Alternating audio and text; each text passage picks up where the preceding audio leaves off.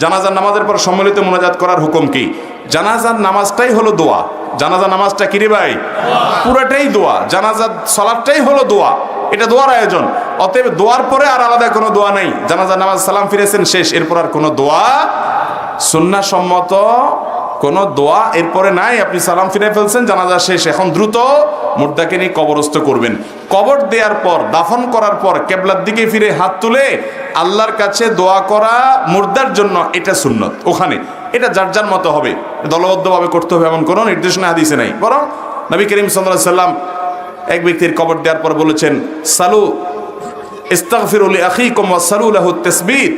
তোমরা তোমাদের ভাইয়ের জন্য ইস্তেগফার করো, আল্লাহর কাছে মাফ চাও এবং দোয়া করো আল্লাহ যেন তাকে ঈমানের উপর অটল রাখে, কারণ সে এখন কঠিন পরিস্থিতির মুখোমুখি হবে। এই জন্য দাফনের পর যারা কবরস্থানে থাকবে কিবলামুখী হয়ে আল্লাহর কাছে দোয়া করবে যে আল্লাহ আপনি তাকে মাফ করে দেন, এখন সওয়াল জবাবে তার ঈমানের উপর অটল রাখিয়েন। এইভাবে করাটা হলো সুন্নাহ। জানাজার পরে কোনো দোয়া সম্মিলিতভাবে আমাদের অনেক দেশে, অনেক গ্রামে, অনেক জেলাতে অনেকে করে থাকেন। এটা কোনো নবী সাল্লাল্লাহু আলাইহি সাল্লাম থেকে কোনোভাবে প্রমাণিত নয়।